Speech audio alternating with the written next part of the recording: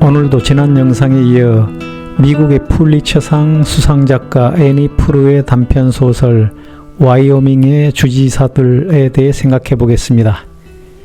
이 작품의 배경은 드넓은 대초원이 펼쳐진 목장 지역이고 주요 인물은 샤이와 웨이드입니다. 샤이는 목장이나 가축에는 별다른 관심이 없고 대학에 진학하여 공부를 더 하고 싶어 하지만 그를 제대로 이해하지 못하는 부모의 반대로 결국 집에 남아 목장 일을 돕게 됩니다. 한편 그는 아내 몰래 미성년자와 불륜을 저지르며 이중적인 삶을 삽니다. 본인 스스로 위선자이자 비열한 범죄형 기질을 갖고 있으면서도 샤이는 거짓말쟁이와 사기꾼이 득실되는 이 세상에서 사람 관계를 믿었다. 초등학교 졸업 후에는 시 한 편 읽지 않던 그에게 목사님이 딱히 책 같지는 않은 책을 한 권 주었다. 17세기 형이상학적 칼뱅주의자의 명상집 같은 것이었다. 이 대목에 등장하는 칼뱅주의의 핵심은 이러합니다. 1. 인간은 원죄로 인해 스스로 구원에 이를 수 없다. 2. 하나님은 구원받을 자를 미리 선택해 놓았다. 3. 예수의 속죄는 오직 선택된 자들을 위한 것이다. 4. 성경에 따른 정치가 바람직하다. 5. 인간의 전통이나 교황의 권위가 아닌 오직 성경만이 유일한 기준이다. 6. 금명과 절제를 실천해야 한다. 작가 애니 프루가 이 같은 기독교 켈빙주의를 냉소적으로 바라본 이유는 명확하지 않지만 나 역시 앞서 정리한 교리 중 1번부터 4번까지는 동의할 수 없습니다. 신앙 간증이나 종교 해설서처럼 사람들을 쇠뇌할 목적의 책들은 책 같지 않은 책이라고 여겨 거들떠보지도 않습니다. 그리고 신앙에 맹목적으로 빠진 자들과 위선자들, 비열한 범죄형 기질의 인간들은 어떤 면에서 서로 닮아 있기도 합니다. 웨이드는 소설 속 또 다른 주요 인물입니다. 그는 소의 과도한 방목이 자연 생태계를 파괴한다고 분노하는 환경 노동가입니다. 하지만 목장주들은 그의 말에 귀를 기울이지 않습니다. 울타리와 소가 없는 예전의 상태로 돌아가길 바라는 겁니다. 야생화와 자생종 풀들이 다시 살아나길 바라는 거예요. 말라버린 시내가 맑게 흐르고 온천이 다시 샘솟고 큰 강이 힘차게 흐르기를, 지하수가 다시 고이기를 희망합니다. 영양과 엘크와 들소와 사냥과 늑대가 이 땅을 되찾았으면 좋겠습니다. 목축업자와 가축 사육장 운영자, 육류 가공업자와 유통업자를 지옥에 쳐넣고 싶습니다. 내가 서부 지역을 마음대로 할 수 있다면 그들을 싹 쓸어버리고 신들의 손에 바람과 풀을 맡기겠습니다. 그곳을 빈 들판으로 남겨두고 싶습니다. 이 장면을 읽으며 나는 미국 백인들에게 이렇게 말하고 싶습니다. 당신들의 선조가 약탈한 땅이 본래의 주인인 원주민들에게 돌아가길 바랍니다. 그 땅에 평화가 다시 깃들기를 바랍니다.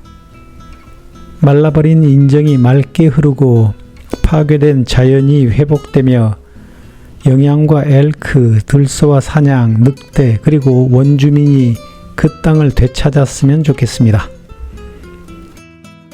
그러나 나의 이러한 바람이 미국인들에게 비웃음거리인 것처럼 웨이드의 말에도 귀 기울이는 사람이 없습니다. 샤이만이 웨이드의 강연을 듣고 공감합니다.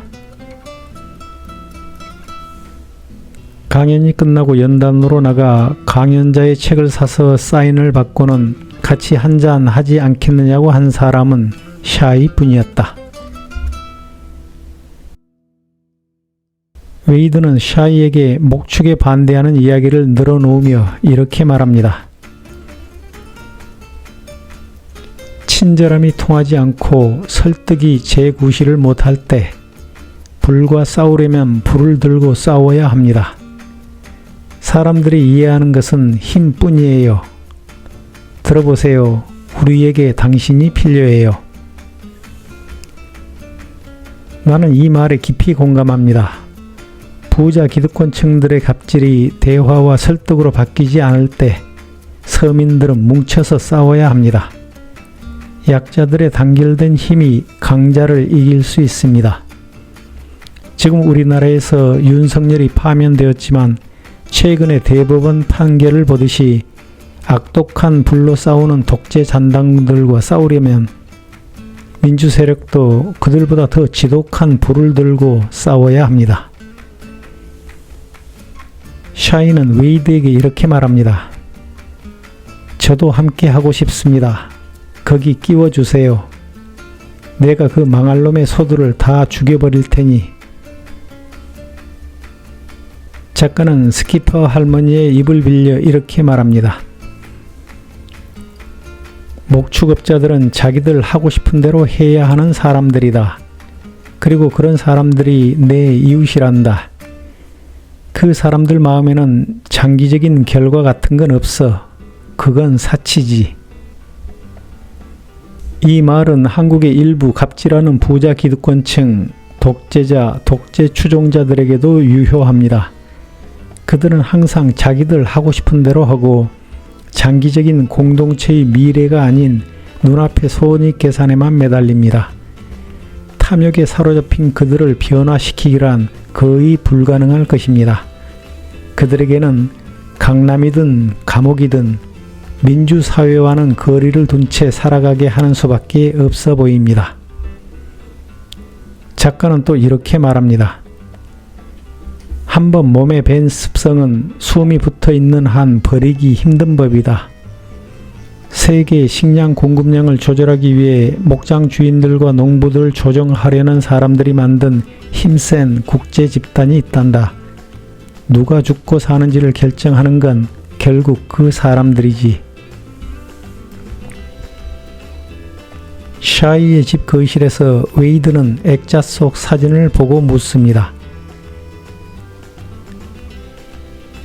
주지사들이에요. 와이오밍의 주지사들. 결혼한 후에 로엔이가 그 사진들을 떼자고 했는데 아직도 거기 그대로 있네요. 할아버지께서는 주의회에 계셨고 주지사들을 따라다니셨죠. 뭐 얻어먹을 게 없나 하고 푸주간을 기웃거리는 눈먼 개처럼. 정치 사기꾼들의 갤러리인 셈이군. 그런 것 같네요. 웨이드는 샤이를 설득해 목장을 망가뜨리는 계획에 함께하게 합니다. 처음엔 망설이던 샤이는 결국 그와 행동을 같이 합니다. 그러나 어느 날 새벽 목장의 울타리를 끊다가 목장주가 쏜 총에 맞고 쓰러진 샤이를 두고 웨이드는 도망칩니다. 소설의 마지막 장면은 샤이가 주지사들의 사진 속 장면을 떠올리는 묘사로 끝납니다. 사람들이 담요로 행가래를 쳤고 당신은 날아올라 공중에 대롱대롱 매달린 거예요. 당신을 노려보는 찌푸린 얼굴들이 있고 당신은 다시 담요로 떨어지겠죠. 그게 다예요. 그는 이제 그 자리에 있던 유권자들에게 웃어 보일 준비가 됐다. 이 마지막 장면에서 작가는 겉으로는 정의와 환경 보호를 외치던 자가 위기 앞에서는 자신의 안위만을 챙기는 위선적이고 비열한 인간 또는 도덕적 허세를 묘사합니다. 담요는 축제나 환영의 상징임과 동시에 정치적 포장과 일시적인 인기를 의미하고 행가래는 이념과 현실 사이에서 붕 떠있는 상태 또는 권력자에게 일시적으로 주목받지만 곧 떨어질 운명. 노래보는 찌푸린 얼굴들은 누군가를 행가래 치다가도 금세 적대적으로 변하는 변덕스럽고 책임없는 대중의 시선. 유권자들에게 웃어 보일 준비는 정치적인 허위 이미지, 즉 진심 없이 표를 얻기 위해 웃는 연기를 풍자합니다. 작가 애니 프로는 이 작품을 통해 인간의 위선과 진심 없는 쇼를 냉소적인 시선으로 바라보았습니다. 그리고 나는 그러한 장면을 현실에서 자주 목격하고 경험합니다. 그럼 가치관이 달라 소통에 어려움을 겪는 두 자매가 오랜만에 만나는 장면을 소개하며 오늘 영상을 마무리하겠습니다. 감사합니다.